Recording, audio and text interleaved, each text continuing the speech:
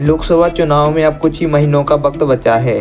कांग्रेस ने बिहार में 40 में से 10 से 12 सीटों पर चुनाव लड़ने की तैयारी कर ली है। राहुल गांधी ने अपने स्तर पर उन सीटों का चयन कर लिया है जिन पर वो चुनाव लड़ना चाहते हैं। इंडिया गठबंधन ने सीट बंटवारे पर वार्ता के दौरान मुख्यमंत्री नीतीश कुमार और आरजेडी सुप्रीमो लालू प्रसाद यादव के सामने कांग्रेस से प्रस्ताव रखेगी। कांग्रेस ने कुल 12 लोकसभा सीटों पर दाव रखा है। अब उनमें से पार्टी को कितनी और कौन सी सीट मिलेगी, ये नीतीश और लालू की अंतिम रूप से तय करेंगे। कांग्रेस हिंदी पट्टी राज्यों खासकर यूपी और बिहार से सीट शेयरिंग को लेकर सक्रिय हो गई है।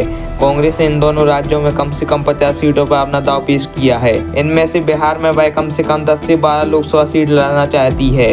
कांग्रेस ने बिहार की जिन लोकसभा सीटों पर चुनाव लड़ने की इच्छा जाहिर की है उसमें पटना, किशनगंज, औरंगाबाद, भागलपुर, कटिहार, बक्सर, सासाराम, पूर्णिया, नवादा, पश्चिम चंपारण और वाल्मीकि नगर शामिल हैं। कांग्रेस आलाकमान ने गुरुवार को दिल्ली में एक अहम बैठक बुलाई है। इसमें राहुल की भारत न्याय यात्रा के साथ ही लोकसभा चुनाव को लेकर भी चर्चा होगी। इसमें बिहार कांग्रेस अध्यक्ष अखिलेश प्रसाद सिंह भी शामिल हुए हैं। बताया जा रहा है कि बिहार में जिन सीटों पर कांग्रेस लड़ना चाहती है इसमें चर्चा हो सकती है। इंडिया गठबंधन में अभी सीट शेयरिंग पर साझा तौर पर बातचीत नहीं हुई है। मुख्यमंत्री नीतीश कुमार बहुत पहले से ही सीट शेयरिंग फॉर्मूला तय करने की मांग कर रहे हैं। उन्होंने कांग्रेस द्वारा लेट लतीफी बरते जाने पर नाराजगी भी जाहिर की थी।